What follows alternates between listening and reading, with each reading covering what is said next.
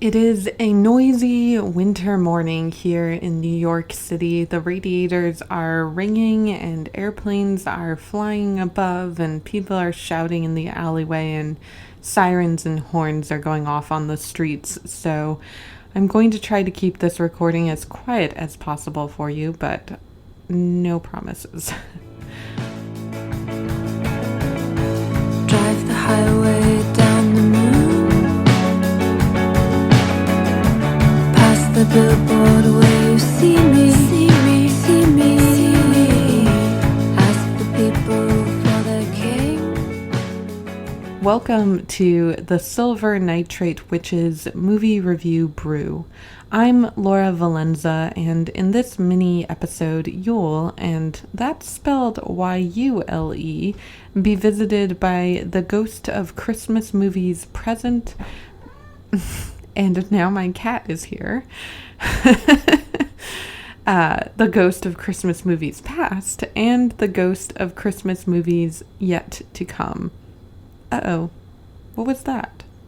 Was that the ghost of Christmas movies present making the floorboards creak? Let's talk about the Hallmark... Fern. Let's talk about the Hallmark Christmas movie, which could also be the Lifetime Christmas movie, Hallmark's classic nemesis in the seasonal movie biz, and at this point in time could also be any of the many other streaming services and production companies that have taken a stab at the formulaic Christmas movie genre. With movies like Happiest Season, streaming services like Hulu have even tried diversifying the heteronormative cast, adding a deeper and more artistic touch to the traditional formula, and bringing in star power like Kristen Stewart and directors like Clea Duvall. Hallmark launched its own streaming service, Hallmark Plus, last season in 2024 and has even introduced the limited series Holiday Style. According to Good Housekeeping, Hallmark has 24 new movies this very merry season, and according to TV Guide, Lifetime has 13. Even though few of us are watching cable these days, these movies still have that made-for-TV vibe and are extremely formulaic. They follow certain classic plot lines, like big city career woman gets trapped in idyllic small town and learns to love Christmas while falling in love with some generically perfect man. And at the end, she inexplicably gives up what seems like a great life in the city to be in the small town with the man she met 2 weeks before Christmas. It's a Christmas miracle. No villain is too villainous, no amount of garland is too much. Every scene is packed with ornaments, holly, mistletoe, decked out trees. Everything is blanketed in snow. And snow will start falling at the perfect romantic moments. There's a montage of Christmassy activities as the romantic hero and heroine, rarely a homosexual couple, fall in love while baking cookies and sledding and sipping hot cocoa by fire. Everyone is very chaste, yet falls totally in love very quickly. There's an almost kiss moment, but no actual kisses until the end. You watch a few of these movies and you get the gist of the easily repeatable narrative structure and the limited variations on story types. But if you want to dive really deep into it, I highly recommend the book It's Beginning to Look a Lot Like Hallmark, the unofficial guide to writing a made-for-TV Christmas movie by Heather Hughes and Kate Wharton. In 2018, Film Criticism published 2 articles, one called A Hallmark of the Classical Hollywood Cinema, or Meeting Two Christmas Queens by Walter Metz, and the other a response to the first called The Gift That Keeps on Giving by Doyle Green. These writers equate the mass production of Christmas movies to the Hollywood studio system, and in turn to the emphasis on mass production in industry that happens in the first half of the 20th century. I bring that up because we're going to dive into Hallmark history and how Season's greetings became mass-produced like Model T Fords. If you thought 37 movies from Hallmark and Lifetime combined in this year alone was a lot, the two companies made a combined total of 74 movies in 2020. In her NPR article from that year, Holiday Rom-Coms Go Beyond Diversity to Center New Christmas Stars, Nada Ulaby points out that it's hard not to diversify via race, ability, and sexuality when you have to come up with that many stories. She has a great line about how the Hallmark Lifetime cliche has always been pretty white, featuring, quote, stars who, until recently, looked like a bunch of models from a Land's End catalog circa 1985, end quote. Cultural critic Brittany Luce points out that even with the 1996 movie The Preacher's Wife, starring Denzel Washington and Whitney Houston, the couple are denied the usually required happily ever after given to their white counterparts. A Lifetime representative consulted in 2020 says that it's as important to them to diversify the roles behind the scenes as well as in front of the camera. But what about the plot? While Ulaby seems optimistic about the formula making room for different POVs, I think it's still important to remember there's only so much diversity in a formula. And like screenwriter Tippi Dabrowski pointed out in an article called "This Jewish Couple Has Written 30 Christmas Movies and They're Not Alone," these movies kind of cater to a more conservative audience. I'll also point out that we're talking conservative in a commercial way, not necessarily overtly Christian, despite the religious holiday theme. In his 2021 article for Studies in Popular Culture called Hallmark Whiteness and the Paradox of Racial Tokenism, Sean Brayton argues that casting is not the only issue. We must also consider the plot. I'm going to read a passage from his article. Note his critique of the romantic idea of being a self-made man in American history and culture. The fascination with being self-made is going to keep coming up in today's episode. So here is the passage from Brayton. Essentially, white upward mobility, happiness, and ultimately love are facilitated not by white characters alone, as audiences are often led to believe, but rather primarily by racial tokens, a fact overshadowed by white romance in most Hallmark Christmas movies. In other words, the myth of the, quote, self-made, quote, white character is upheld only if viewers overlook the various types of work done by characters of color as both wage labor and multicultural matchmaker. So that's the end of Brayton's passage, and oh, hey, look who magically materialized before us. It's the ghost of Christmas movies past, here to tell us how a greeting card company became a powerhouse in film production. Our spectral friend wants us to know they're a responsible researcher who cites sources, and they learned about the history of Hallmark primarily via the company website and an article called The Fascinating Story of How Hallmark Came to Be More Than 100 Years Ago by Tasha Murtaugh, writing for Country Living in 2017. Kansas City, 1910. A young man named J.C. Hall opens a postcard company. J.C. had grown up in a poor family and was eager to work and build a business. When a fire destroyed his business's offices, he switched gears to selling Christmas and Valentine's cards in envelopes. In 1917, Hall's company expanded to gift wrap, but it was so popular they ran out of solid color stock. That pushed them to use the linings of decorative envelopes, and thus patterned wrapping paper was born. 1917 also brought the beginning of World War I. An increasing desire to stay in touch with those serving abroad increased business for Hall. By 1928, the company became known as Hallmark. To his credit, J.C. Hall was determined not to lay anyone off during the Depression and even occasionally hired. To keep building business, Hall used national advertising like radio and special rack displays for his cards, and he even made a licensing deal with Disney in 1931. So how did Hallmark get into movies? In 1951, Hallmark agreed to sponsor the first original opera for television, which aired on NBC on Christmas Eve, and was so popular, Hallmark continued sponsoring such content.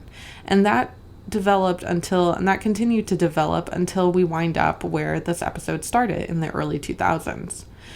I'll also note that in the 1970s, Hallmark began making keepsake ornaments for Christmas, and this is also around the time that they launch card lines specifically targeting non-white and Jewish people. Whether on the card side of the business or the movie side, there's this lag to make their audience more inclusive. But I also think it's interesting how the company's audience growth mirrors major political developments in US culture more broadly. I'm sure there are many companies with similar trajectories, but there's something about Hallmark and their wholesomeness that makes it a particularly poetic metaphor for the changing American experience.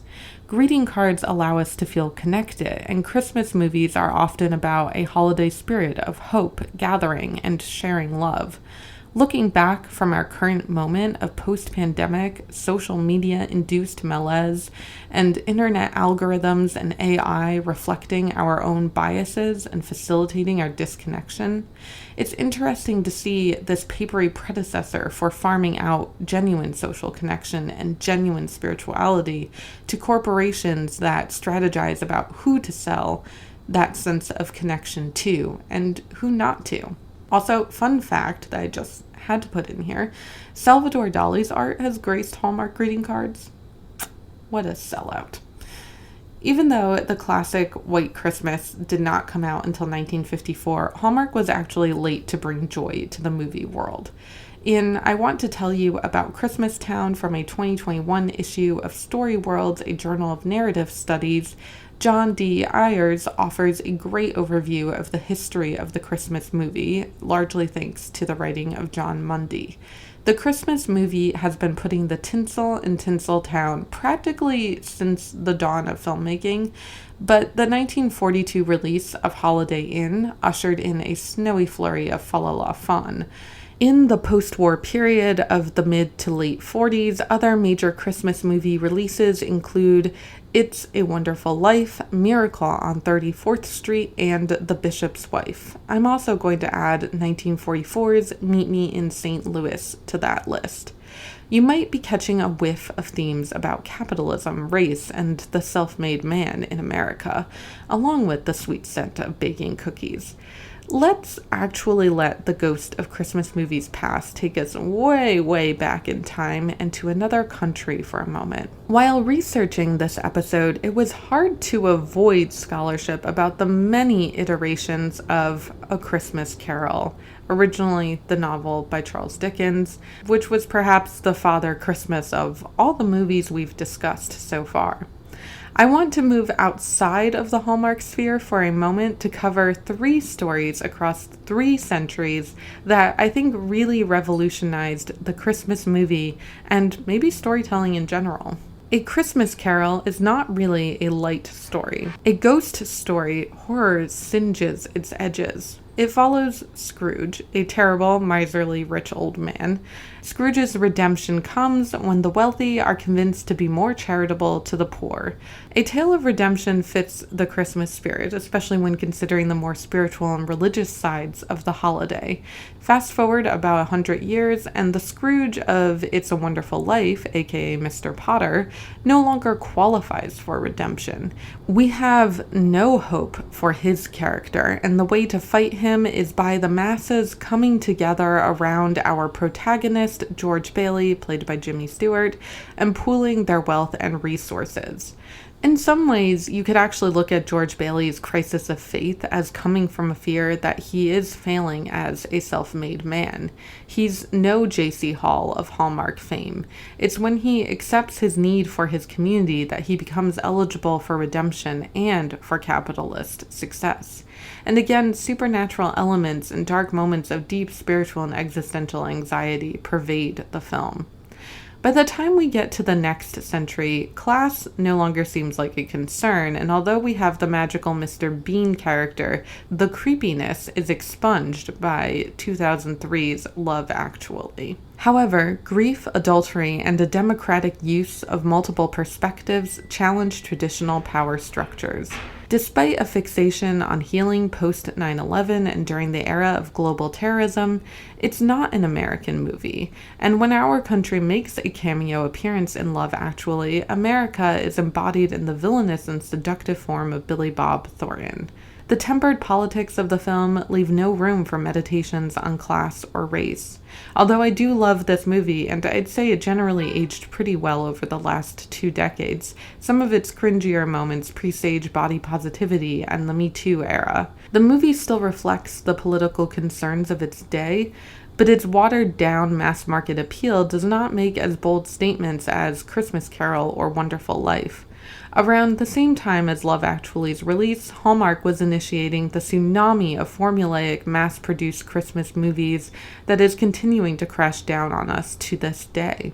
Love Actually also seems to have initiated a series of similar multi-viewpoint holiday movies like Valentine's Day from 2010 and New Year's Eve from 2011. However, the desire to mass-produce a formula whittles away at the democratic power of multiple viewpoints. Not to mention, none of these more artistically inclined movies have seriously grappled with race. Did the political dilution of the mainstream Christmas tale pave the way for the 2000s spree of hokey movies that are more about avoiding the reality of the world than finding a way to face it and still feel joy? Even so, older movies like Christmas Carol and Wonderful Life continue to haunt our holiday seasons. Looking at these 3 phases of Yuletide tale-telling, we're torn between charity, camaraderie, and the comatose. Wouldn't it be nice if Mr. Potter, like Mr. Scrooge before him, just did the decent thing and gave George Bailey back his missing money? When government continuously fails to represent the 99%, it's hard not to keep fantasizing about the ultra-rich just doing the right thing. And when the fantasy inevitably also disappoints, it's easy to hide in the safety of a generic formula. If you feel like I'm throwing some major shade on your Christmas parade, that's not me. That's actually the shadow cast by the Grim Reaper-esque figure of the ghost of Christmas movies yet to come. Apparently, those won't be movies anymore. They're miniseries and immersive experiences on Hallmark cruises. So I think we'll leave that Nightmare Before Christmas for another podcast and end this episode by opening a little gift. Our gift is a little movie magic. My spell for the holidays comes from It's a Wonderful Life, which is one of my favorite holiday movies. My family watches it every Christmas Eve. In the movie, George's little girl Zuzu says, "Every time a bell rings, an angel gets its wings." And there is an angel trying to get his wings in this movie. Bells actually have a long history in spiritualism and witchcraft. They are supposed to be signs of protection, so I like the Wonderful Life affiliation between bells and a guardian angel. I recommend practicing a little bell magic on December 21st during the winter solstice, when you can harness the power of Mother Nature and when perhaps the veil between worlds will be a little thinner. Find a bell, or ring a spoon against a glass if you don't have a bell. Close your eyes, focus on your breath until you cannot hear the ring of the bell anymore.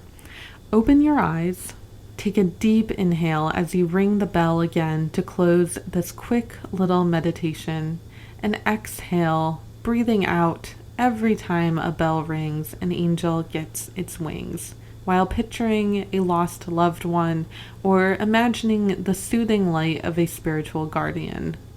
A lot of our magic is about asking for help for ourselves from the spiritual unknown, but I like that this spell can heal us while also helping whoever listens from the other side. Also, this is a pretty quick meditation, so it's useful for quickly calming yourself at any time while dealing with crazy family dynamics when you're home for the holidays. Thank you for listening to the Silver Nitrate Witches movie review brew. Once again, I'm Laura Valenza. Shout out to my podcast co-creator, Isabelle Lang. Thank you to the band Fine Motor for the use of their song Highway Moon. You can learn more about the band at finemotormusic.com. Stay witchy, keep watching movies, and have yourself a merry little Christmas.